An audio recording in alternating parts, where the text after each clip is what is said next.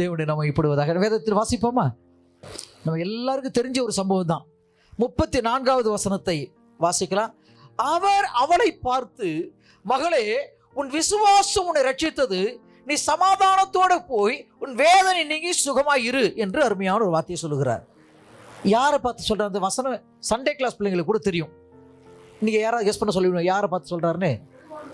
பெரும்பாடுள்ள ஸ்திரியை பார்த்து சொல்றார். உதிரப்போக்குள்ளதான 12 ஆண்டு காலமாக உதிரப்போக்கூடியதான ஒரு ஸ்திரியை பார்த்து இயேசு சொல்லுகிறார். ஒரு சம்பவம், பெரிய சம்பவம் நடந்துருச்சு. அந்த அம்மாவை குறித்து பார்ப்போமானால் மிக அழகா எழுதப்பட்ட 25வது வசனத்துல, அப்போது 12 வருஷமாய் பெரும்பாலுள்ள ஒரு ஸ்திரீ அநேக வைத்தியர்களால் மிகவும் வருத்தப்பட்டு தனக்கு உண்டானவைகளை எல்லாம் செலவழித்து குணமடையாமல் அதிக வருத்தப்படுகிற போது இயேசுவை குறித்து கேள்விப்பட்டு அவருடைய வஸ்திரங்களை தொட்டார்கள் சொஸ்தமாவேன் என்று சொல்லி ஜனக்கூட்டத்துக்குள்ளே அவருக்கு பின்னாக வந்து அவருடைய வஸ்திரத்தை தொட்டார். உடனே அவருடைய உதரத்தின் ஊரல் நின்று போயிற்று. வேதனை நீங்கி ஆரோக்கியம் அடைந்தால் அவர் சரீரத்தில் உணர்ந்தார். போதும். Thanks brother. நம்ம ஏன் அந்த வசனத்தை வந்து பேசேஜில் ஒவ்வொரு வசனத்திலும் ஒவ்வொரு வரிக்கும் அர்த்தம் இருக்கு. இந்த ஒரே சம்பவத்தை எங்கள் சபையில் 3 மாதம் பிரசங்கம் பண்ணியிருக்கு. 3 மாதம் பிரசங்கம் பண்ணுறதுல என்ன இருக்குன்னு கேட்டிங்கன்னா நிறைய விஷயம் இருக்குது. ஒவ்வொரு வரிக்கு வரி, ஒவ்வொரு வார்த்தைக்கு வார்த்தை நிறைய வியாக்கியானம் கொண்டு போகலாம்னு வச்சுருங்களேன். ஆனாலும் எவ்வளோ நேரங்கய்யா? எவ்வளோ நேரம் இருக்குது பஸ்? 3/4 மணி நேரம். 3/4 மணி நேரம். அப்போனாக்கா 11 மணி 11:55. சரி. எனக்கு ஒரு பெரிய பிரச்சனை என்ன, நேரம் அதிகமாக தானே வெளி தேசங்களில், வெளி மாவட்டங்களில், வெளி மாநிலங்களில், வெளிநாடுலாம் பிரசவம் பண்ணியிருக்கு. என்னென்னா அங்கெல்லாம் டிரான்ஸ்லேஷனோடு சேர்ந்து வெளிநாட்டிலலாம் 2 மணி நேரம் கொடுப்பாங்க டிரான்ஸ்லேஷனோட சேர்ந்து. கேரளாலாம் போய்ட்டு வச்சுருங்களேன், கேரளாலாம் போனால் பிரசங்கம் பண்ணாக்கா 2.5 மணி நேரம் 3 மணி நேரம் பிரசங்கம் பண்ணணும். இல்லைன்னா பாஸ்ட்டு ஒன்றும் தெரியாதுன்னு சொல்லுவாங்க. அப்படியே நாகர்கோவிலேருந்து யாராவது இருக்கிறீங்களா? நாகர்கோவில் யாராங்க? அதாவது நாகர்கோவில், திருநெல்வேலி, நாகர்கோவில் யாரும் இல்லை? நாகர்கோவிலில் இருக்கீங்களா? நாகர்கோவில் பக்கம்லாம் போய்ட்டு 1.5 மணி நேரம் 2 மணி நேரம் பிரசங்கம் பண்ணணும். அப்படி தான். அதனால் அப்படியே பேசி நான் கொஞ்சம் அதிக பிரசங்க ஆகிட்டேன். எங்கள் சபையில் 1 மணி நேரம் 1.5 மணி நேரம் எடுத்துருவேன். திருசோத்திரம். இருந்தாலும் குறிப்பிட்ட நேரத்தில் முடிச்சிடுறேன், பயப்படாதீங்க. இங்கே நான் வாசித்த அந்த பகுதியை பார்க்கிற பொழுது 12 வருஷ காலமாக பெரும்பாடுள்ள ஒரு ஸ்திரீ அவள் இருக்கிறா. 12 வருஷமாக உதரப்போக்கு போயிட்டு இருக்கு. ஆனால் அவளுடைய நிலைமையை பார்த்தா என்ன ஸ்டேட்டஸில் இருக்கான்னு பார்த்தாக்கா, அநேக வைத்தியர்களால் மிகவும் வருத்தப்பட்டு, அப்படின்னா நிறைய டாக்டரை பார்த்துருக்கிறா.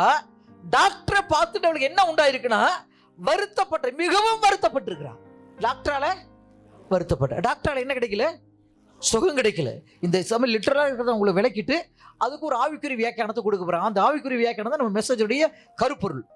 இப்போ டாக்டர்கிட்ட போய் இந்த அம்மாவுக்கு சுகம் கிடைக்கல, மாறாக என்ன அதிகமாக இருக்குது? அதிக வருத்தம் உண்டாயிருக்கிறது.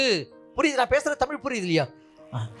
அதிக வருத்தப்படுகிற பொழுது அப்போதான் அவளுக்கு யோசிக்கிறா, தனக்கு உண்டான எல்லாவற்றையும் செலவழிச்சிட்டா, ஆனால் கொஞ்சம் கூட சுகமடையாமல் அதிக வருத்தப்படுகிற பொழுது, திரும்ப பாருங்க, அநேக வைத்தியர்களால் மிகவும் வருத்தப்பட்டால், பணத்தை செலவழிச்சு என்ன நினைச்சது? அதிக வருத்தப்படுகிறாள். இப்போ எதுவுமே டெவலப்மெண்ட் இல்லை, எந்த இம்ப்ரூவ்மெண்ட்டுமே இல்லவே இல்லை.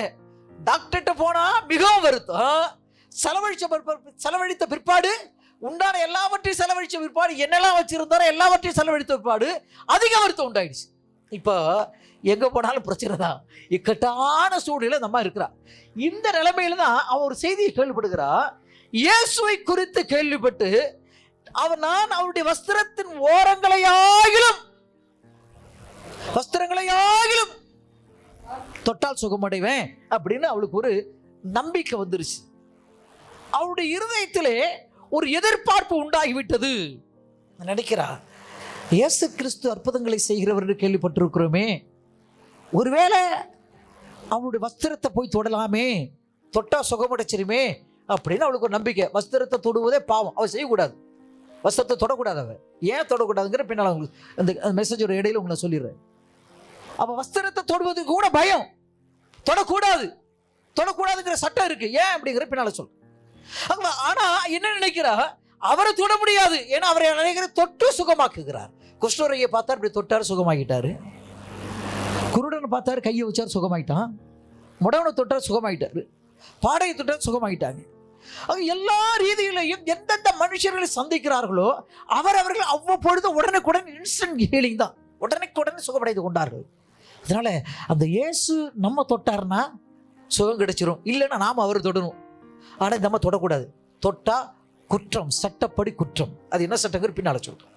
அதனால என்ன பண்ணா, அவர் தொட வேண்டாம் ஐயா, அவர் வஸ்திரத்தையாகிலும் அந்த போட்டிருக்கிற அங்கி இருக்க அந்த அங்கிரையாகிலும் வஸ்திரத்தை இன்னொரு இடத்துல வஸ்திரத்தை ஓரன் இருக்கு, அப்படிதான் தொட்டா போதுமே, எனக்கு சுகம் கிடைச்சிருமே அப்படிங்கிற ஒரு நம்பிக்கையோடு கூட என்ன பண்றான். அடுத்த வார்த்தையை பார்க்கிற பொழுது 28ஆம் வசனத்துல, ஜனக்கூட்டத்துக்குள்ளே அவருக்கு பின்னாக வந்து அவருடைய வஸ்திரத்தை தொட்டான். ஜனக்கூட்டம், இயேசு கிறிஸ்து எங்கெல்லாம் வராரோ அவர் வந்துட்டான விளம்பரமே தேவையில்லை. கூடவே அல்ல கை நல்ல கை நொல்ல கைன்னு ஒரு 12 கேஸ் இருக்குது, 12 சிஷ்யர்கள் இருக்கிறாங்க. என்னடா அல்ல கை நொல்ல கைன்னு சொல்றான்னு ஓச்சுக்கிடாதீங்க. ஏன்னா இந்த பர்த்திமைன்னு குருட 2 குருட உட்காந்துட்டு தாவீது குமாரன் இறங்கு இறங்குன்னு சொன்ன உடனே இவங்க என்ன பண்ணாங்க தெரியுமா,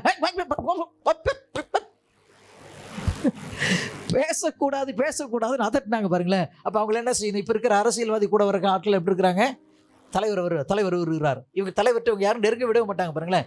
அதனால நான் இவங்களை என்ன சொன்னேன், நம்ம சீசர்களுக்கு நான் அப்படி ஒரு காமெடிக்காக சொல்ல, அல்ல கை நல்ல கை நல்ல கைன்னு சொல்லிட்டு நினச்சிருங்களேன். பேசாத, அவர் கூட தாவீது குமாரன் இறங்க, பேசக்கூடாது. அவன் பார்த்த நீ என்ன சொல்றது, நான் இன்னும் உரத்த சத்தமாக கூப்பிடுவேன்னு சொல்லி தாவீது குமாரன் நீங்க இறங்குன்னு சொல்லிட்டான். அதனால இயேசு கிறிஸ்து வருகிற பொழுதெல்லாம் அவரோட பெரிய கூட்டமே வரும். அந்த ஜனக்கூட்டத்துக்குள்ளே போக முடியாது, நம்ம போக முடியாது. ஏன்னா ஜனக்கூட்டத்துக்குள்ள போனாங்கனாக்கா மற்றவர்கள் யாரையாவது தொட்டுட்டாங்கனாக்கா, அல்லது இவங்களை யாராவது தொட்டுட்டாங்கன்னா, இவங்களுடைய ட்ரெஸ் மற்றவங்க பட்டாலும், அல்லது மற்றவங்களுடைய வஸ்திரம் இந்த அம்மா மேல பட்டுட்டாலும், இந்த அம்மாவோட வஸ்திரத்தில் மற்றவங்க வஸ்திரம் பட்டாலும் அது பாவம், படக்கூடாது. பட்டா பிரச்சனை, தண்டனை. ஆகவே அவ பார்த்தா ஜனக்கூட்டத்துக்குள்ள போகணுமே, வேற வழி கிடையாது. அவள் ஒரே நோக்கம், என் தேவனாகிய கர்த்தருடைய வஸ்திரத்தின் ஓரத்தை நான் தொட வேண்டும். அல்லேலூயா. வஸ்திரம் எதை குறிக்குன்னு பின்னால சொல்றேன். என்ன பண்ண, பின்னால போய் தொட்டிட்டா, வஸ்திரத்தை இப்படி தொட்டிட்டா. ஆனா நடந்த சம்பவம் என்னன்னா 29ஆம் வசனத்துல, உடனே அவருடைய உதரத்தின் ஊரல் நின்று போயிற்று, அந்த வேதனை நீங்கி ஆரோக்கியம் அடைந்ததை அவள் தன் சரீரத்தில் உணர்ந்தாள். தொட்டா, ஆனா ஏதோ ஒரு மாற்றம், ஒரு தாக்கம் அவளுடைய சரீரத்தில் ஏற்பட்டுடுச்சு. அதை உணர்ந்துட்டா. என்னடா 12 வருஷமா நமக்கு இப்படி ஒரு பிரச்சனை இருக்கு, ஆனா அவரை தொட்ட உடனே, வஸ்திரத்தை தொட்ட உடனே ஏதோ ஒரு தாக்கம் இருக்கிறது என்பதை அவன் தனி சரீரத்தில் உணர்ந்துட்டா. அப்படின்னா என்ன உணர்ந்திருக்க முடியும்னா, உதிரப்போக்கு நின்றதை உணர்ந்திருக்கிறார். இது கொஞ்சம் நான் வெளிப்படையாக சில விஷயங்களை பேசுகிறேன், என்னை தப்பாக புரிஞ்சுக்கிடாதீங்க. ஏன்னா நம்ம அநேகம் மேக்ஸிமம் எல்லாரும் அடல்ட்டாக தான் இருக்கிறோம். ஆனால் நான் கெட்ட வார்த்தை பேச மாட்டேன், ஆனால் அதை கொஞ்சம் விளக்குற சமயத்தில் கொஞ்சம் வெளியரங்கமாக பேச வேண்டியதாக இருக்கும். உணர்ந்தால் உடனே அந்த அடுத்த வசனத்தை பார்த்தீங்க, உடனே இயேசு தம்மிலிருந்து வல்லமை புறப்பட்டதை தமக்குள் அறிந்து ஜனக்கூட்டத்துக்குள்ளே திரும்பி, என் வஸ்திரங்களை தொட்டது யார்? அப்படி நம்ம போய் வஸ்திரத்தை தான் தொட்டா, ஆனால் என்ன சொல்றாரு, என்ன தொட்டது யாருன்னு கேட்குறாரு.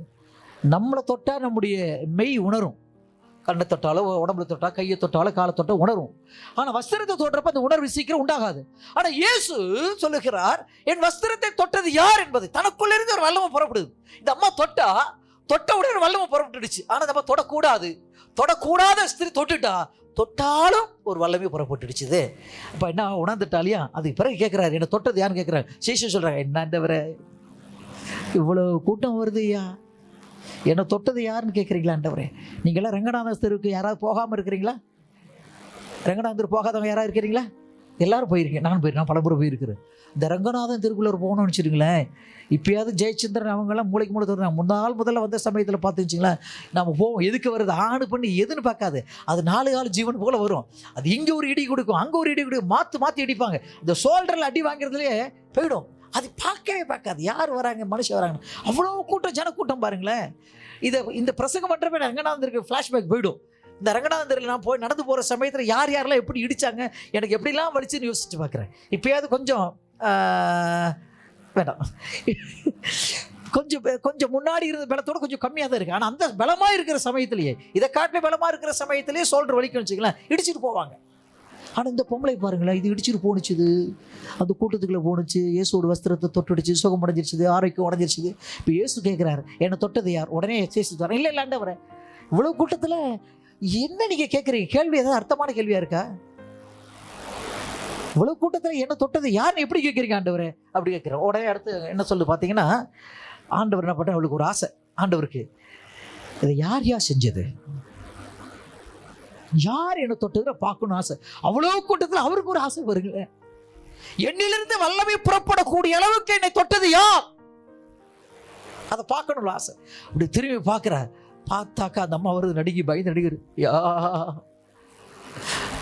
அந்த பாவி நான் தாயா, வஸ்திரத்தை தொட்ட பாவி நான் தாயா. பயம், தைரியமா சொல்ல முடியல, பயம். ஏன்னா தொடக்கூடாது, தொட்டுட்டா பயம். அப்ப சொல்றார் இயேசு, உன் விசுவாசம் உன்னை ரட்சித்தது. என்ன விசுவாசம்னா, அவளுக்கு இருந்த விசுவாசம்னா, என்ன நெருக்கம் இருந்தாலும் இயேசு கிறிஸ்துவின் வஸ்திரத்தை நான் தொட்டால் சுகமடைவேன் என்கிற நம்பிக்கை அவளுக்கு இருந்து, விசுவாசம் இருந்து, அதை தேவன் கனப்படுத்தினார். சரி, இப்போ அதுக்கு ஒரு ஆவிக்குரிய வியாக்கியானத்துக்குள்ளார போயிடுவோம். இப்போதான் உங்களுக்கு இந்த வசனத்துடைய சம்பவத்துடைய ஆவிக்குரிய வியாக்கியானத்தை சொல்லுகிறேன். இந்த ஸ்திரீ என்பதை யார் குறிக்கிறது?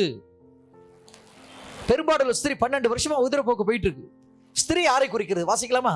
2 கொரிந்தியர் புஸ்தகம் 11வது அதிகாரம் 2வது வசனம். 2 கொரிந்தியர் 11ஆம் அதிகாரம் 2வது வசனம். நான் உங்களுக்கு நான் உங்களை தான் போட்டுக்க, உங்களுக்கு போட்டிருக்கா. நான் உங்களை கற்புள்ள கன்னிகையாக கிறிஸ்து என்னும் ஒரே புருஷனுக்கு ஒப்பு கொடுக்க நியமித்தபடியால். போதுங்க. என்ன சொல்றாரு? நான் உங்களை கிறிஸ்து என்கிற ஒரே புருஷனுக்கு ஒப்பு கொடுக்க நியமிக்கப்பட்டபடினாலே சொல்றார். யாரை பார்த்து சொல்றாருன்னா, சபையை பார்த்து சொல்ல. கொரிந்து பட்டணத்து சபையாரை சொல்லுகிறார். அதே 2 கொரிந்தியர் 1ஆம் அதிகாரம் 1ஆம் வசனத்தை பார்த்தீங்கன்னா, கொரிந்து பட்டணத்திற்கு சபையாருக்கு என்று எழுதுகிறார். அப்ப சபையாரை பார்த்து சொல்லுகிறார், சபையை பார்த்து சொல்லுகிறார், சபையாராகிய உங்களையும் என்னையும் பார்த்து சொல்லுகிறார். சபையே, நான் உங்களை கிறிஸ்து என்கிற ஒரே புருஷனுக்கு கற்புள்ள கன்னிகையாக ஒப்பு கொடுக்க நியமிக்கப்பட்டிருக்கிறபடியான்னு சொல்றார். அப்படியானால் சபை என்ன பண்றாரு? இயேசு கிறிஸ்து ஒப்பு கொடுக்கிறார். எப்படி கொடுக்கிறாரா? இயேசு கிறிஸ்து மணவாளன், சபை என்பது கற்புள்ள கன்னிகை. அப்படி சபை என்பது மணவாட்டி. சபைக்கு நிறைய பெயர் கொடுக்கப்பட்டிருக்கிறது. கிறிஸ்துவின் சரீரம், கிறிஸ்துவின் மணவாட்டி, தேவனுடைய வீட்டார், தேவனுடைய நகரத்தார், தேவனுடைய பட்டணம், தேவனுடைய பண்ணை, தேவனுடைய மாளிகை, கிறிஸ்துவின் சரீரம், கிறிஸ்துவின் மனை, நிறைய வசனங்கள் கொடுக்கப்பட்டிருக்கிறது. அப்படியானால் சபையை தேவன் சொல்லுகிற வார்த்தை, சபை என்பது ஒரு பெண்ணுக்கு, கன்னி பெண்ணுக்கு சமானம். அவர் சொல்றார் மனைவின்னு சொல்றார், மனைவிங்கிறார். வாசிக்கலாமா? வெளிப்படுத்தின விசேஷம் 19வது அதிகாரம் 7வது வசனம். நாம் சந்தோஷப்பட்டு களி கூர்ந்து அவருக்கு துதி செலுத்த கடவோம். ஆட்டுக்குட்டியானவருடைய கல்யாணம் வந்தது. அவருடைய மனைவி தன்னை ஆயத்தம் பண்ணினாள். போதும். அவருடைய மனைவி, ஆட்டுக்குட்டியானவர் இயேசுவை குறிக்கும். அவருடைய மனைவி தன்னை கல்யாணத்திற்கு ஆயத்தப்படுத்திக் கொண்டாள். அப்படின்னா சபையானது தன்னை கல்யாணத்துக்கு ஆயத்தப்படுத்திக் கொள்ளணும். அப்படின்னா நமக்கு என்ன, உலக பிரகாரமா கல்யாணம் ஆயிடுச்சு, ஆவிக்குரிய ரீதியில் இன்னும் கல்யாணம் ஆகவே இல்லை. ஆவிக்குரிய நிலையிலே மணவாளனாகிய இயேசுவோடு கூட மணவாட்டியாகிய சபைக்கு திருமணம் நடக்க இருக்கிறது. அல்லேலூயா. அப்படியானால் நானும் நீங்களும் தேவனுடைய பார்வையில் யாரா இருக்கிறோம்? கன்னி பெண்ணாக இருக்கிறோம். அப்படின்னா இந்த அம்மா, இந்த ஸ்திரீ இருக்கா பாத்தீங்களா, 12 வருஷமா உதிரப்போக்கு இருக்கா பாருங்களேன். அந்த ஸ்திரீ என்பது சபைக்கு அடையாளமாக இருக்கிறது. பைபிள்ல எங்கெல்லாம் ஸ்திரீயை குறித்து பேசுகிறார்களோ அவர்கள் அப்படி தைரியமா சபைக்கு ஓமையாக பேசலாம். எங்கெல்லாம் சபை என்று பார்க்கிறோமோ அத்தனையும் அவைகளெல்லாம் ஸ்திரீக்கு ஒப்பனையாக பேசலாம். சபை என்பது ஸ்திரீக்கு ஒப்பனையாக இருக்கிறது, தேவனுடைய மணவாட்டிக்கு ஒப்பனையாக இருக்கிறது, கிறிஸ்துவின் மணவாட்டிக்கு மனைவிக்கு அடையாளமாக இருக்கிறது. அப்படியானால் நமக்கும் எனக்கும் உங்களுக்கும் நம்முடைய மணவாளனாகிய இயேசுவோடு கூட திருமணம் செய்ய போகிறார். அல்லேலூயா. ஆனால் இந்த அம்மாக்கு என்ன பிரச்சனை? இந்த அம்மாக்கு என்ன பிரச்சனைங்க? உதிரப்போக்கு இருக்கு. இப்ப சபை எப்படி இருக்குன்னு கேட்டா, சபைக்கு உதிரப்போக்கு இருக்கு. உள்ளதா இல்லையா? அதை உங்க மனசாட்சிக்கு விட்டுறேன். சபை கிறிஸ்துவின் மணவாட்டியாகிய, கிறிஸ்துவின் கன்னிகையாகிய தேவன் எதிர்பார்க்கக்கூடிய சபையை பார்க்கிற பொழுது ஏகப்பட்ட பிரச்சனை இருக்கு சபையில. அது உதிரப்போக்கு. இந்த உதிரப்போக்கு மோசமானது பாருங்களேன். குறிப்பிட்ட நாளை பிறகு நின்னும் அப்படி நிக்கலன்னா பிரச்சனை. ஆனா இந்த அம்மாவுக்கு உதிரம் போயிட்டே இருக்கு. அது போல இன்றைக்கு சபையை குறித்து பார்க்கிற பொழுது முதல் நூற்றாண்டு சபையை போல எந்த சபையுமே இல்லை. ஆனா தேவன் எதிர்பார்ப்பது முதல் நூற்றாண்டு சபையை போல நீங்களும் நானும் மாறணும். அல்லேலூயா. அப்ப முதல் நூற்றாண்டு சபை எப்படி இருந்துச்சு, ஆதி சபை எப்படி இருந்துச்சுன்னா நம்ம அப்போஸ்தலர் நடவடிக்கைகளை பார்க்கணும்.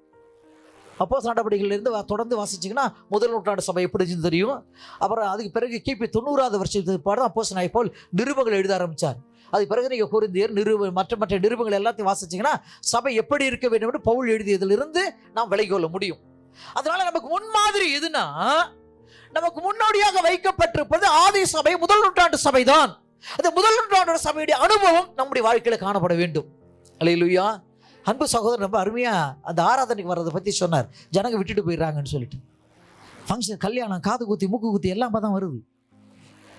அன்னைக்கு தான் வருது பாருங்க, அன்னைக்கு தான் போயிடுறாங்க. எங்க குடும்பத்தில், நான் இந்து குடும்பத்தில் ரட்சிக்கப்பட்டேன், ஒரே ஒரு ஆள் ரட்சிக்கப்பட்டிருக்கிறேன் பாருங்க. எங்க வீட்டிலலாம் கல்யாணம் எந்த விசேஷம் ஞாயிற்றுக்கிழமை நான் போகவே மாட்டேன். அதுக்காக தேதியை மாற்றி வைப்பாங்க. ஒரு கல்யாணம் ஞாயிற்றுக்கிழமை வச்சாங்க, நான் போகவே இல்லைங்க. எங்கள் குடும்ப கல்யாணத்துக்கு போகவே இல்லை. ஞாயிற்றுக்கிழமை அவன் வரமாட்டான்னு சொல்லுவாங்க.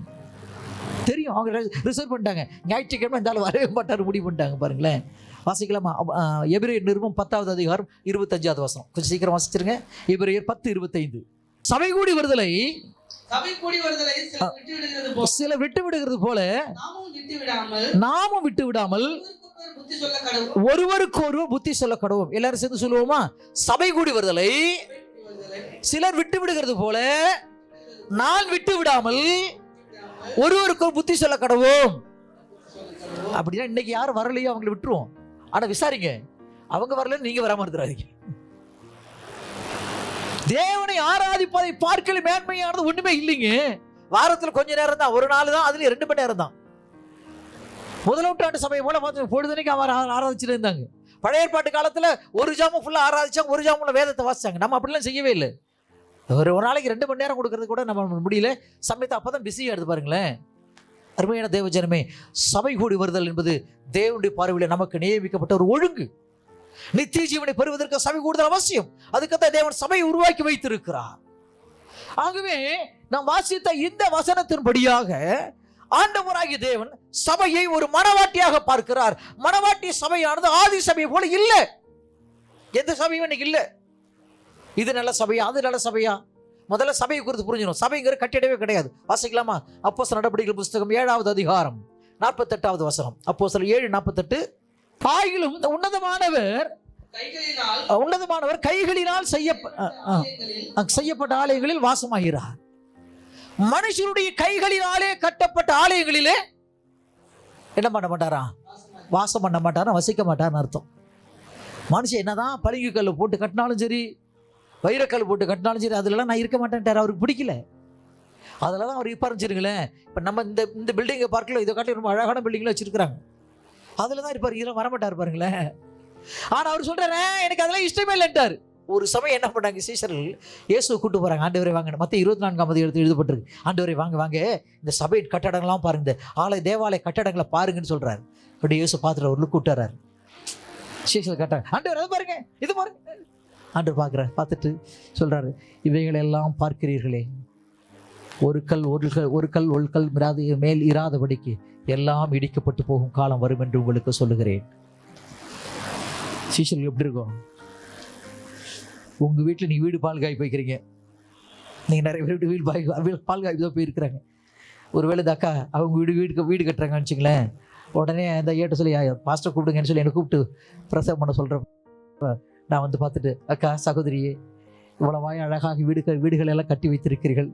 நான் உங்களுக்கு சொல்லுகிறேன், ஒரு கல் மீது ஒரு கல் இராதபடிக்கு எல்லாம் இடிக்கப்பட்டு போகும் காலம் வரும் என்று சொல்லுகிறேன்னு சொன்னேன்னு என்ன சொல்லுவாங்க? அப்படியே சிரிச்சிருங்க.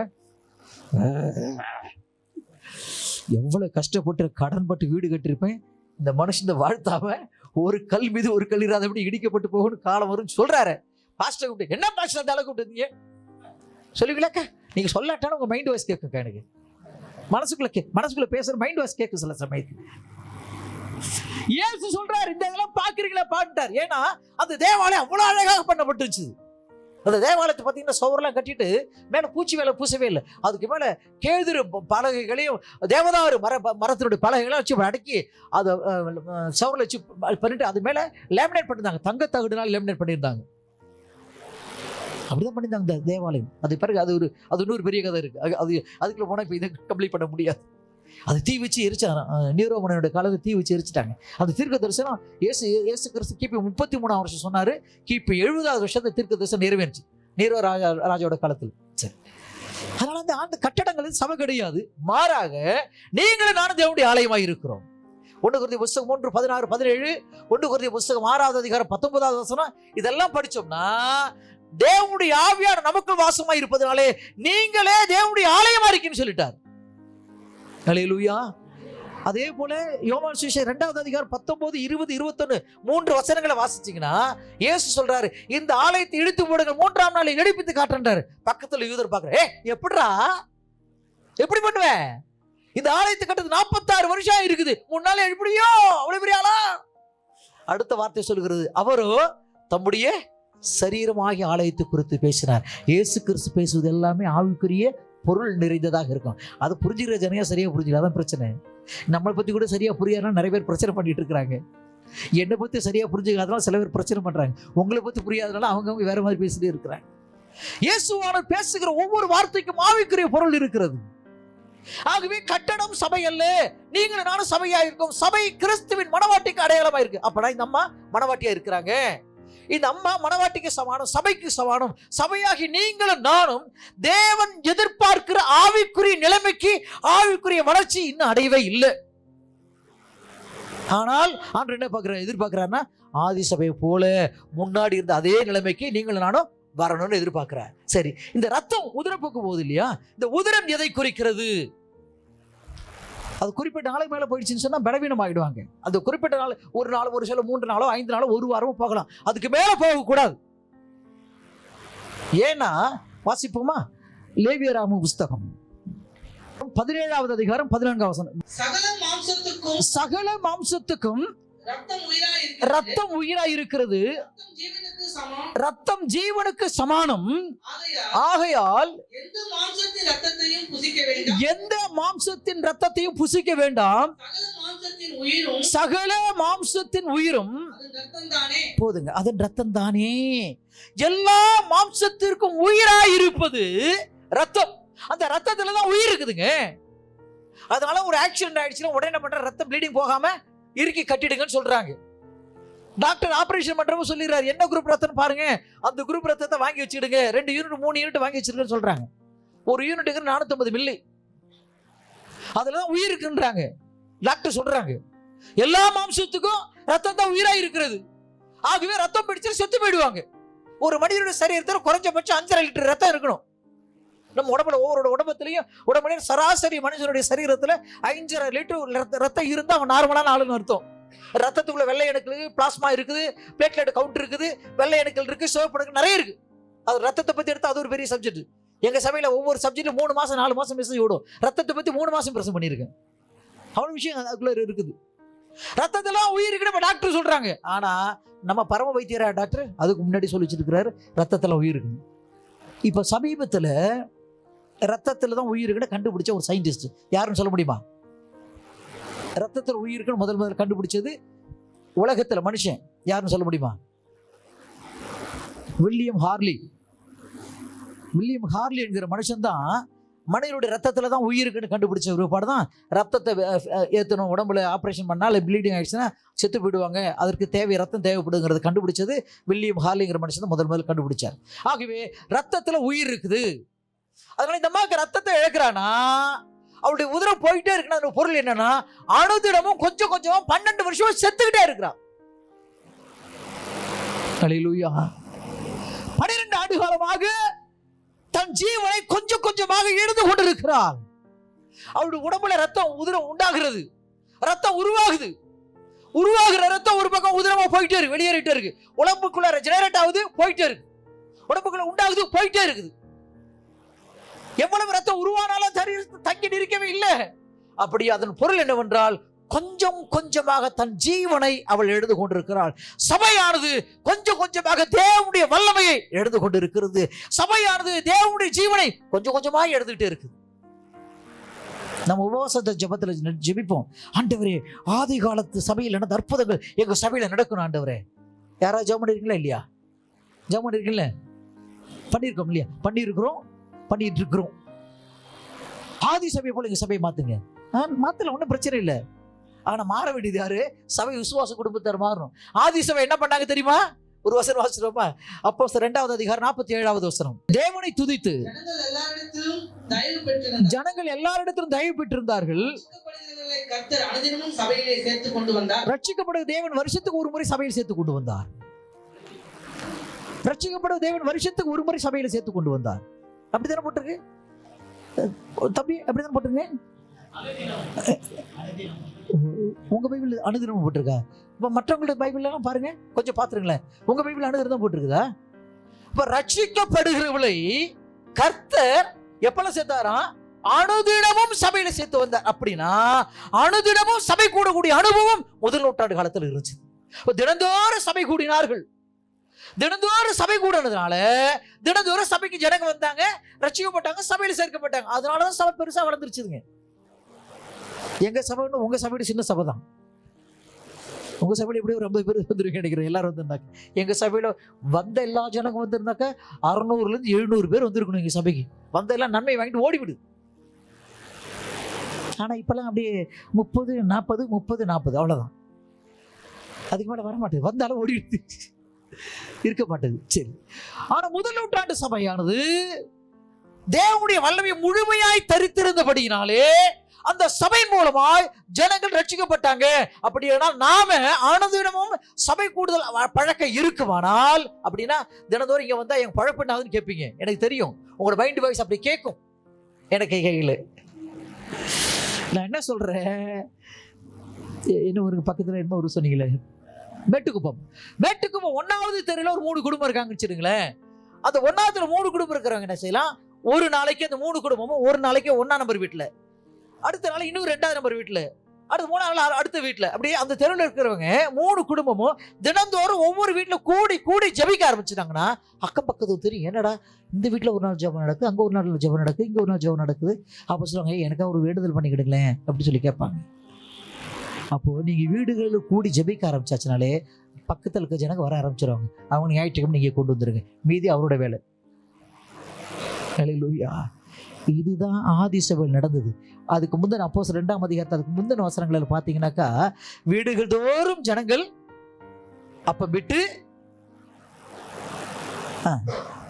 45 நினைக்கிறேன் தினமும் தேவாலயத்தில் தரித்திருந்து அப்படி இருக்கிறாங்க. அப்ப அனுதினமும் தேவனை தேடுகிற உணர்வு இருந்துச்சு. வீடுகள் தோறும் அப்பம் விட்டாங்க. இப்போ வீடு தோறும் ஜெபம் பண்ணாங்க. பாருங்களேன், வீடு தோறும் இன்னைக்கு யாரு அண்ணா வீட்டு அவங்க வீட்டில் ஜெபமா, அவங்க வீட்டில் சாப்பிட்டாச்சு. அடுத்த நாள் இவன் நானும் இந்த சேர்ந்து போறோம், அவங்க வீட்டுக்கு போறோம், அவங்க வீட்டில் ஜெபம், அவங்க வீட்டில் சாப்பிட்டாச்சு. அடுத்த நபர் அவங்க வீட்டில் ஜெபம், நம்ம எல்லாம் சேர்ந்து அங்கே போறோம், அவங்க வீட்டில் ஜெபம், அங்கே சாப்பிட்டாச்சு. அடுத்தபடி எங்க வீட்டில் ஜெபம். இது முதல் நூற்றாண்டு சபையோட அனுபவங்க. இன்றைக்கு பண்றாங்க, என்ன பண்றாங்க? அப்படி செய்ய மாட்டாங்க. ஜனங்க செய்யவே மாட்டாங்க. சாப்பாடு கொடுக்க கஷ்டப்படுறாங்க. சாப்பாட்டுக்கு வர ஜனங்கள் நினைச்சுக்கிடாதீங்க. ஆனால் ஆரம்ப ஆதிகால சபை அப்படி இருந்துச்சு. ஐக்கியம் இருந்துச்சு, ஒருமைப்பாடு இருந்துச்சு, அன்பு இருந்துச்சு, ஃபெலோஷிப் இருந்துச்சு. அது இன்னைக்கு நம்ம சபையில் இருக்குதா? ஒரு விசுவாசத்தை இன்னொரு விசுவாசி கொடை பிடிச்சிட்டு போயிட்டே இருப்பாங்க. திடீர்னு ஒரு விசுவாசத்தை ஒரு சிஸ்டம் இந்த கூட என்ன செய்ய நேரம் இருக்க கூட அந்த பக்கம் வழி பிடிச்சாச்சுவாங்க. ஏன் பார்த்தா முக்க போட்டுருவாங்களோ பயம், ஏதாவது ஒரு குழப்பம் பாருங்களேன். ஆனா ஆதி சபை அப்படி இல்லைங்க. ஆதி சபையுடைய அனுபவம் ஐக்கியம் இருந்தது, அன்பு இருந்தது, உடன்படிக்கை இருந்தது, உடன்பாடு இருந்தது. அது இன்னைக்கு நமக்கு வேணும். அதெல்லாம் லேக்காக இருக்கிறதுனால, அது இல்லாததுனால தான் நம்ம சபை ஜீவனை எழுந்து கொண்டு இருக்கிறது. அந்த பெரும்பாடுள்ள ஸ்திரீ எப்படி தன் உதரத்தை எழுந்து கொண்டிருந்தாலோ அதே போலவே நம்முடைய சபைகள் இன்றைக்கு இருக்கக்கூடிய 21ஆம் நூற்றாண்டு சபையானது தங்களுடைய ஜீவனை, தேவன் கொடுத்த ஆசீர்வாதத்தை, வரங்களை, தாளந்துகளை, கிருபைகளை, ஜீவனை தினந்தோறும் எழுந்துகிட்டே இருக்கிறாங்க.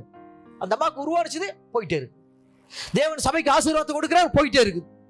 தேவன் கிருபையை கொடுக்கிறார், போயிட்டே இருக்கு. தேவன் வரங்களை கொடுக்கிறார், போயிட்டே இருக்கு. வாங்குறாங்க போகுது, பொத்த பையில போட்டு போயிட்டே இருக்கு. எல்லாமே ஒண்ணுமே இல்லை. ஹல்லேலூயா. இதுதான் இன்றைக்கு சபையுடைய நிலைமை. சபை என்பது ஸ்திரீக்கு ஒப்பனையாக இருக்கிறது. அவன் தீர்மானம் பண்ணா வஸ்திரத்தின் ஓரத்தை போய் தொட்டுடுவேன். இழந்துகிட்டே இருக்கிறா, தன் ஜீவனை இழந்துகிட்டே இருக்கிறா. அவன் ஏன் இயேசுவை தொடக்கூடாது? ஒரு சட்டம் இருக்குன்னு சொன்ன இல்லையா? அதை பார்த்துருவோமா? லேவியராகும் புஸ்தகம்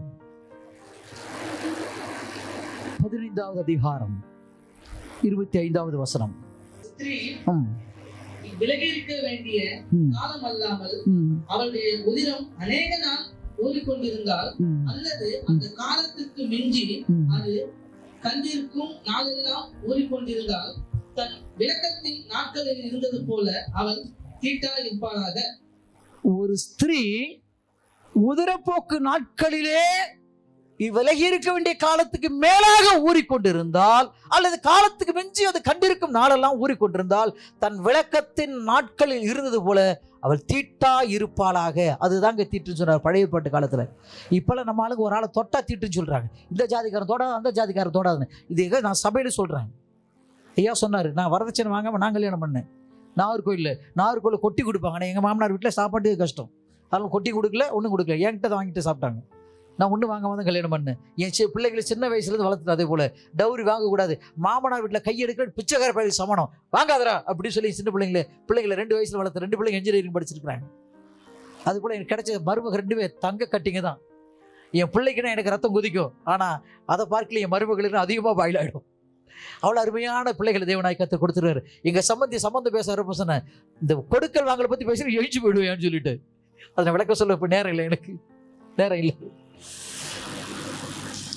எங்கள் கலப்பு திருமணம் தாங்க. நான் ஜாதியை வெறி பிடிச்சவன். ஒரு காலத்து ஜாதி வெறி பிடிச்சவன் இருந்தேன். குறிப்பிட்ட சில ஜாதியை தாக்கி பேசுவேன், தொட்டுக்க மாட்டேன். நல்ல பெரிய சந்தனப்பட்டையை போட்டு குங்குமம் போட்டு வச்சு பூணூல் போட்டு எங்கள் வீட்டில் சிறையை வச்சு ஓம் ஸ்ரீ கன்னிசுத்தாய நமக, ஓம் ஸ்ரீ பிரம்மபுத்திராய நமக, ஓம் ஸ்ரீ விருஷசூலார்தாய நமக, ஓம் ஸ்ரீ தரித்திரி நாராயண நமக, பஞ்சகாய நமக, உமாத்தியாய நமக, திஷ்ணாமூர்த்தாய நமக, நீலகண்டாய நமக அப்படின்னு சகஸ்கர நாமம் சொல்லி பூஜை பண்ணினவன் தான் நான்.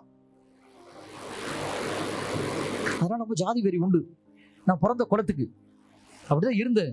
ஆண்டர் எங்கே பிடிச்சாரு, எப்படி என்னை சரிப்படுத்தணும் அவருக்கு தான் தெரியுது. ரூட்டெல்லாம் சரி பண்ண பீஸ் ஆகிட்டார். இப்போல்லாம் ஜாதியே கிடையாது. அதனால் நான் கலப்பு திருமணம், என் பிள்ளைகள் அதே போல் வளர்த்துறேன். என் பிள்ளைகளை பண்ணது கலப்பு திருமணம் தான், ஜாதியே கிடையாது. என்னங்க ஜாதி? மனுஷன் ஜாதி தாங்க. பழைய பாட்டு காலத்தில் ஜாதி எழுதப்பட்டிருக்கு, ஆங்கிலத்தில் நேஷன் என்ற வார்த்தை பயன்படுத்தப்பட்டிருக்கு. காஸ்ட்ங்கிற வார்த்தை பைபிள் எங்கேயுமே கிடையாது. ஜாதிங்கிறது சரியான ஆங்கில வார்த்தை காஸ்ட்னு சொல்லு, CST காஸ்ட். ஆங்கில பைபிளை பாருங்க, கிடையவே கிடையாது. ஆங்கில வேதாகம் தான் நேஷன் சொன்னா அதுக்கு கோத்திரம், கூட்டங்கள், அவ்வளவுதான். அப்படிதான் குறிக்கப்பட்டிருக்கு. அதனால தீட்டு வேற எதுவும் கிடையாது. மனுஷன் இருதயத்தில் வர்றதான் தீட்டு. ஒருத்தங்க தொடர்றதுனால தீட்டு கிடையாது. ஆனா பழைய பாட்டு காலத்துல ஒழுங்கு வச்சிருந்தாரு. உதிரப்போக்கள் யாரை தொட்டாலும் தீட்டு. அவள் உதிரத்து போக்கோடு இருக்கிறவங்க யாரையும் தொடக்கூடாது. அப்படி தொட்டா தண்டனை உண்டு. அடுத்த வசனத்துல, அது 26ஆம் வசனத்துல வாசிச்சோம்னா, அதே லேவியராகமம் 15:26 பார்க்கிற பொழுது அந்த எந்த படுக்கையும் அவள் விளக்கத்தின் படுக்கையை போல அவளுக்கு தீட்டா இருக்கும். அவள் உட்கார்ந்த மனையும் அவளுடைய விளக்கத்தின் தீட்டை போல தீட்டா இருக்கும். அவ எங்க உட்கார்ந்தாலும் மனக்கட்டில உட்கார்ந்தாலும் தீட்டு, போட்ட வஸ்திரத்தை தொட்டாலும் தீட்டு.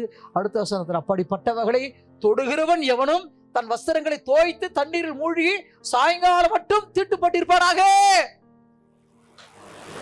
அவளை தொட்டாலும் சரி, வஸ்திரத்தை தொட்டாலும் சரி, தொடரவன தீட்டுதான். அப்ப இவ போய் யாரை தொட்டாலும் சரி, அவனும் தீட்டுதான். அதனால என்ன பயம்? இயேசு தொடர்ந்து பயந்துட்டா. இயேசு கிறிஸ்து சிலுவையில் அறையப்படுகிற நாள் வரையிலையும் உள்ள காலம் நியாயப்பிரமாணத்தின் காலம். இயேசு சிலுவையில் அறைந்து ஜீவனை கொடுத்து உயிர் தெரிந்த பிற்பாடு உள்ள காலம் கிருபையின் காலம். ஆதாமுடைய காலத்திலிருந்து மோசையின் காலம் வரையிலும் மனசாட்சியின் காலம். மோசையுடைய காலத்திலிருந்து யோவான் சாடகன் காலம் வரையிலும் நியாயப்பிரமாணத்தின் காலம். காலங்களை பிரிச்சு பார்க்கணும். அதனால இந்த அம்மா உயிரிழப்போக்கு இருக்கிற வித்துட்டு தானே, இவ போய் இயேசு தொட்டாக்க தப்பு தானே, அதனால பயந்தாங்க. தொடக்கூடாது, போய் தொட்டுட்டா. வஸ்திரத்தின் ஓரத்தை தொட்டுட்டா. இப்ப வஸ்திரம் எது குறிக்குது? வஸ்திரமா? ஏசாயா தீர்க்கதரிசியின் புஸ்தகம் 61வது அதிகாரம். ஏசாயா 61. நான் வாசிக்கிறேங்க. கர்த்தருக்குள் பூரிப்பாய் மகிழ்கிறேன், என் தேவனுக்குள் என் ஆத்துமா கலிகூர்ந்து இருக்கிறது. மணவாளன் ஆபரணங்களினால் தன்னை அலங்கரித்துக் கொள்ளுகிறதற்கும் மணவாட்டி நகைகளினால் தன்னை சிங்காரித்துக் கொள்ளுகிறதற்கும் ஒப்பாக அவர் ரட்சிப்பின் வஸ்திரங்களை எனக்கு உடுத்தி அப்படிங்கிறார். வஸ்திரம் என்பது ரட்சிப்புக்கு அடையாளமாய் இருக்கிறது. அல்லேலூயா, அல்லேலூயா. என்ன நீங்க எதுவும் சொல்ற ரியாக்ஷன் ஒன்றும் இல்லாத பார்த்தோம். எனக்கு கொஞ்சம் குழப்பமா இருக்கு. நான் பேசுறது புரியுதா இல்லையா? புரியலன்னா கை தூக்கிடுங்க உடனே. நிறுத்திய பிரசங்கத்தை எனக்கு புரியலன்னு சொல்லுங்க. புரிய வச்சுட்டு அடுத்தபடியே கண்டினியூ பண்றேன். வஸ்திரம் என்பது என்பது ரட்சிப்புக்கு அடையாளமாக இருக்கு, ரட்சிப்பின் வஸ்திரத்தை. அப்படியானால் இயேசுவோட வஸ்திரத்தை தொட்டதன் அடையாளம் என்னவென்றால் இயேசுவின் ரட்சிப்பை பெற்றுக் கொண்டால். இயேசுவோட ரட்சிப்பு வருகிற ரட்சிப்பு என்றால் விடுதலை, சுகம், ஆரோக்கியம், மீட்பு, பல பொருள் இருக்கு அதுக்கு. இப்ப இயேசுவோட வஸ்திரத்தை தொட்டால் என்பதன் பொருள் இயேசுவோட ரட்சிப்பை பெற்றுக்கொண்டால். அல்லேலூயா. இந்த ரட்சிப்பை பெற்றுக்கொண்டால் எல்லாம் சரியாயிடும். இப்போ உங்கள்கிட்ட ஒரு கணக்கு, நீங்களாம் கணக்குல டயரா இருப்பீங்க நான் நினைக்கிறேன். நான் கணக்குல புளிங்க 4 நாள் எத்தனைங்க? இப்படிலாம் கேள்வி கேட்காதுன்னு சொல்லாதீங்க. 4 நாளுங்க யாரும் சொல்ல மாட்டீங்களே. 8. அப்ப 7 1 5 3 6 2 2 6 8 தான். விலை கணக்கில் டைகரா தான் இருக்கிறீங்க. கர்த்தர் ஸ்தோத்திரம். ரட்சிப்பின் வஸ்திரத்தை கொடுத்தார். ஏன் கேள்வி கேட்டாங்க பின்னால பதில் வரும். முதல்ல ஒரு போட்டு வச்சுட்டு பின்னால விளக்க சொல்லிட்டு தான் ஒரு கடையில் போய் இட்லி சாப்பிட போகிறோம். ஒரு இட்லி 5 ரூபா. 4 இட்லி சாப்பிட்டா எவ்வளோங்க? 20 ரூபா. அதுக்கு சட்னி சாம்பார்லாம் கொடுப்பாங்களா? ஃப்ரீயாக கொடுப்பாங்களா? காசு வாங்குவாங்களா? ஃப்ரீயாக கொடுத்துருவாங்க. சில ஆளுங்க இட்லி 4 இட்லிலாம் பார்த்தீங்கன்னா கொடுத்தாங்கன்னு வச்சுக்கலாம், அப்படி தொட்டு தான் சாப்பிடுவேன். சில ஆளுங்க இட்லி சாப்பிட்டாங்கன்னு வச்சுருக்கேன். அது கல்யாண வீட்டில் பார்க்கணும். 2 நாளைக்கு முன்னாடி ஒரு வீட்டில் கல்யாண வீட்டு போயிருந்தேன். அவன் இட்லி வச்சான்னு வச்சுங்களேன், அதை போட்டு பிசைஞ்சு உரிச்சு அப்படியே பீஸாக பிரித்து என்னமோ இந்த ரேஷன் அரிசி, அது ரேஷன் அரிசி கொடுத்த முடியாது, குழஞ்சி போன அரிசியை போல அப்படியே பிரிச்சிச்சு சாம்பார் அதில் ஊற்ற சொல்லி சட்னி ஊற்ற சொல்லி போட்டு பிசைஞ்சு கூழ் போல கரைச்சி கொடுத்துருவாங்க. இது கல்யாண வீட்டில் பிரச்சனை இல்லை. ஹோட்டலில் போய் சாப்பிட்டோம்னு வச்சுருக்கீங்களா, ஓனர் எங்கேயும் பார்த்துட்டே இருப்பான். 3 இட்லி தைக்கிறதுக்குள்ள முக்கா பக்கெட்டு சாம்பார் காலி ஆகிடுவோம் போடுன்னு சொல்லிட்டு இருப்பாங்க. சில ஆளுக்கு அள்ளி போட்டு அப்படியே வாங்குவாங்க பாருங்களேன். 3 இட்லி சாப்பிட்றது 30 முறை சாம்பார் கேட்டுருவான். ஏன் அவ்வளோ பசங்க சாப்பிட்றாங்களா? இப்போ 4 இட்லி சாப்பிட்டாக்கா 40 முறை சட்னி சாம்பார் வாங்கினா கூட விலை எவ்வளோதாங்க? எவ்வளோ கொடுப்பாங்க? 4 இட்லியும் 20 ரூபா தான். அப்போ சட்னி சாம்பார் ஃப்ரீ. அப்போ கடைக்கார்ட்ட போயிட்டு காலையில் சாப்பிட்டாச்சு, அவங்க கடையில் சாப்பிட்டு சாயந்தரம் போயிட்டு, ஐயா காலையில் உங்கள் கடையில் சாப்பிட்டுட்டேன், இப்போ மதியானத்துக்கு சார் ஈவினிங்கில் எங்கள் வீட்டில் டிஃபனு இட்லிலாம் இருக்குது, சட்னி சாம்பார் ஃப்ரீ தானே ஐயா, கொஞ்சம் சாம்பாரும் சட்னியும் கொஞ்சம் ஃப்ரீயாக கொடுங்க. கொடுப்பான கடைக்காரன்? கொடுக்க மாட்டேன். கொடுப்பானுங்க? கொடுக்க மாட்டேன். அவர் இப்படி கொடுப்பாங்க. கரெக்டு தான். இப்படி கை தூக்கும் போயா, என்ன கேட்குற நீ? இட்லி சாப்பிட்டாக்க சட்னி சாம்பார் ஃப்ரீ. ஆனால் இட்லிக்கு சட்னி சாம்பார் ஃப்ரீயாக கிடைக்கிறதுனால சட்னி சாம்பார் ஃப்ரீயாக கொடுக்குன்னு கேட்டால் இட்லி வாங்க கேட்டாக்கா கொடுக்க மாட்டான். அதுபோலவே தேவனுடைய ரட்சிப்பை பெற்றுக்கொண்டால் ரட்சிப்போடு கூட மற்ற எல்லா ஆசீர்வாதம் தேவனாய் கர்த்தர் தருவார். ரட்சிப்பை பெற்றுக்கொள்ளாமல், ரட்சிப்பின் வஸ்திரத்தை தரித்துக் கொள்ளாமல் எனக்கு அது வேணும் இது வேணும் கேட்டாக்கா கொடுக்க மாட்டாரு. ஒருவேளை ஒரு கொஞ்சம் கொடுத்து பார்ப்பார், லேசா கொடுத்து பார்ப்பார். என்ன அப்படியே அவர் பிடிச்சாரு. நான் சாட்சியெல்லாம் சரி சொல்லணும்னு தான் பார்த்தேன், நேரம் போயிடுச்சு. திரும்ப கர்த்தர் வாய்ப்பு கொடுப்பார். ஆனால் அவங்களுக்கு ஏன் சாட்சி சொல்றேன். ஆகவே ரட்சிப்பின் வஸ்திரத்தை தரித்துக் கொள்ள வேண்டும். இவன் இயேசுவோட வஸ்திரத்தை தொட்டா அவள் ரட்சிப்பை பெற்றுக்கொண்டார். ரட்சிப்பு வந்த உடனே உதரத்தின் ஊரல் நின்று போயிடுச்சு. அல்லேலூயா.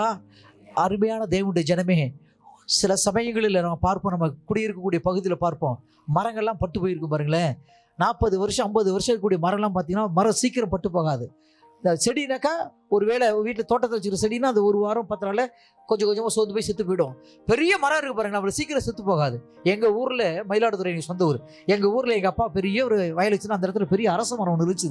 பெரிய மரம். அந்த ரோட்டில் போகிறவங்களும் அந்த மரத்துல காற்று வாங்கிட்டு போவாங்க, அவ்வளோ நல்லா இருக்கும். நான் அந்த ஊருக்கு போனாச்சுன்னா ஒரு கயிறு கல்லை தூக்கி போட்டு படுத்து அந்த காற்று வாங்கிட்டு தான் போவேன். இப்போ அந்த மரமே இல்லை, சுத்தமாக போயிடுச்சு.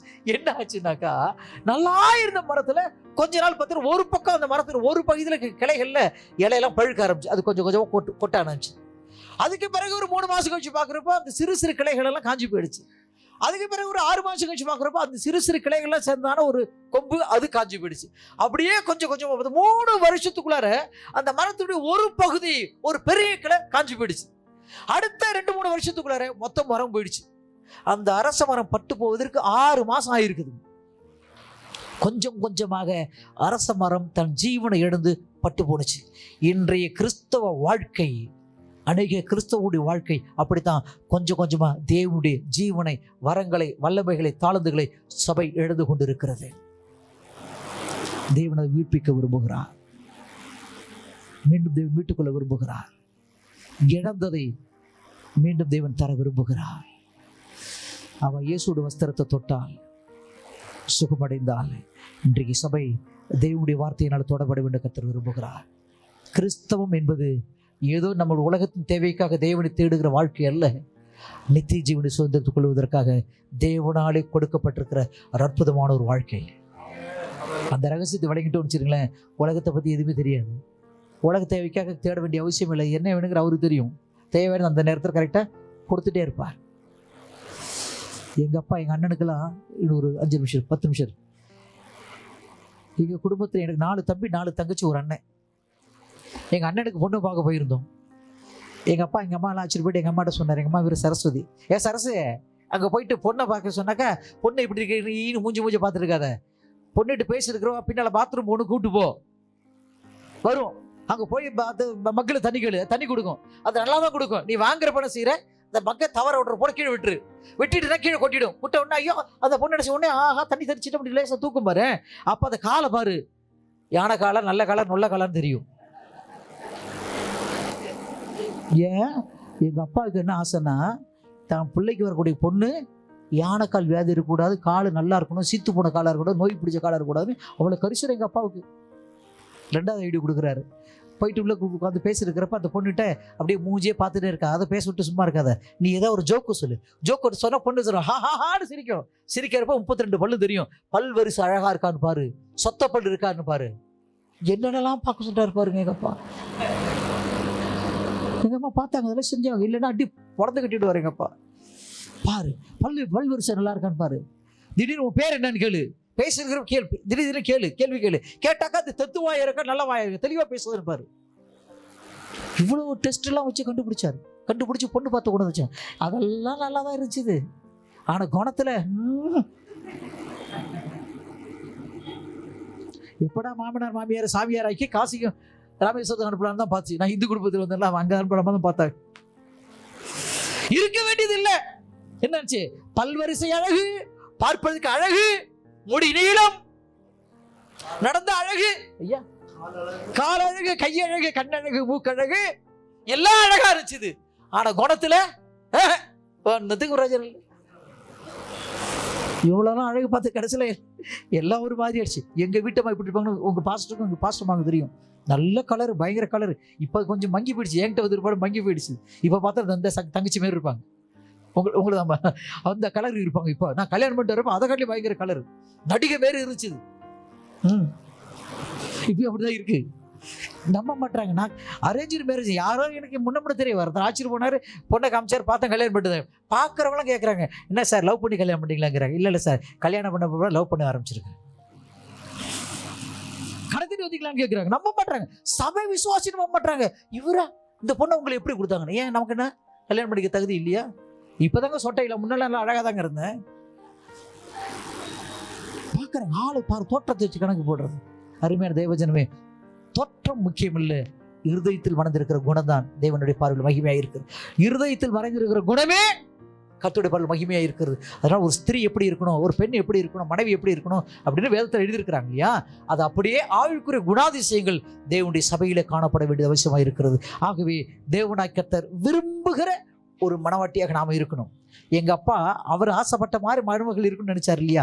அதுபோல் நம்முடைய பரமபிதாவாகிய தேவன், நம்முடைய பிதாவாகிய தேவன் நம்முடைய குமாரனா இயேசுவுக்கு பார்க்குற பொண்ணு எப்படி இருக்குன்னு எதிர்பார்ப்பாரு தெரியுமா? கரைத்திரை இல்லாத மகிமையற்ற மாசில்லாத சபையாக இருக்குன்னு எதிர்பார்க்கிறாரு. இப்போ பார்த்து ஒரு கேள்வி கேட்க போகிறேன், தயவுசெய்து தப்பாக புரிஞ்சுக்கிடாதீங்க. இது கொஞ்சம் வித்தியாசமாக தான் இருக்கும். உதரப்போக்குள்ள ஒரு பெண்ணை எந்த மனுஷனாவது எந்த மாப்பிள்ளையே கல்யாணம் பண்ணுவானா? பண்ண மாட்டான். நிச்சயம் பண்ண மாட்டாங்க. நானும் பண்ண மாட்டேன். உதரப்போக்குள்ள ஒரு பெண்ணை ஒரு சாதாரண மனுஷன், பொல்லாத மனுஷன் திருமணம் செய்ய மறுப்பான். ஆனால் தேவனுடைய ஜீவனாகிய உதரத்தில் எழுந்து கொண்டிருக்கிற சபையை தேவனாகிய கர்த்தர் பிதாவாகிய தேவன் தன் குமாரனோடு கூட எப்படிங்க கல்யாணம் பண்ணிப்பாரு? வைக்க மாட்டார் இல்லையா? நிச்சயம் வைக்க மாட்டார். அதனால சொல்றாரு, ரட்சிப்பை பட்டுக்கொள்ளுன்னு சொல்றார். வஸ்திரத்தை தொட சொல்றார். இயேசு கிறிஸ்து வஸ்திரத்தை தொட்டால் ரட்சிப்பை பெற்றுக்கொள்ள முடியும். தேவன் விரும்புகிற ஒரு வாழ்க்கை வாழ்கிற பொழுது அந்த ரட்சிப்பு நம்முடைய வாழ்க்கையில நிறைவேறும். இந்த ரட்சிப்பு நம்முடைய வாழ்க்கையில பேலன்ஸ் செய்யும். ஆட்டுக்குட்டியானவர் இயேசுவோடு கூட நம்முடைய திருமணம் நடக்கும். அவள் வஸ்திரத்தை தொட்டால் சுகமடைந்தால் இப்படி வார்த்தை நம்மை தொட வேண்டும். ஆண்டவரே, நான் எவைகளெல்லாம் இழந்திருக்கிறேன். ஆண்டவர், நீ விரும்புகிற மனவாட்டியை என்னை மாற்றுங்க ஆண்டவரே. என்னை பார்த்து என் பிரியமே, என் ரூபவதியே என்று என்னை கூப்பிடுங்க ஆண்டவரே. என் சனியனே, என் பிசாசுன்னு என்னை கூப்பிடக்கூடாது ஆண்டவரே. சில ஆட்கள் அப்படி கூப்பிட வேண்டியது இருக்கு. நான் சில ஆட்கள் கூப்பிட்டுருக்கிறேன், என் பிசாசு, அது ஒரு பேயின்னு சொல்லுவேன். என்னை தலைவிரிச்சு போட்டு அப்படி ஆடும். அந்நிய பாஷை பேசுவாங்க, தீர்க்கதரிசனம் பேசுவாங்க, ஆவியில குதிப்பாங்க. வாயை திறந்தா கெட்ட வார்த்தை, ஒரே கப்பு, கெட்ட வார்த்தை கப்பு. சபையில் அந்நிய பாஷை, வீட்டுக்கு போயிட்டாங்க அந்நிய பாஷை. அருமையான தேவஜனமே, அந்த வாழ்க்கை தேவனுக்கு பிரியமாயிராது. அதனால தேவனுடைய ஆசீர்வாதங்களை, தேவனுடைய ஆவிக்கிற வரங்களை, கிருபைகளை, தாழ்ந்துகள் இழந்து கொண்டிருக்கிறது. ஆனால் ஆண்டவர் மீண்டும் நம்மை புதிய ஏற்பாட்டுடைய முதல் நூற்றாண்டு சபையாக மாற்ற விரும்புகிறார். நம்ம எத்தனை பேர் மாற விரும்புகிறோம்? என்னை மாற்றுங்க ஆண்டவரே. இன்றைக்கு நான் உம்முடைய வஸ்திரத்தை தொடுவதற்கு பதிலாக ரட்சிப்பை நீர் கொடுத்திருக்கிறேன்.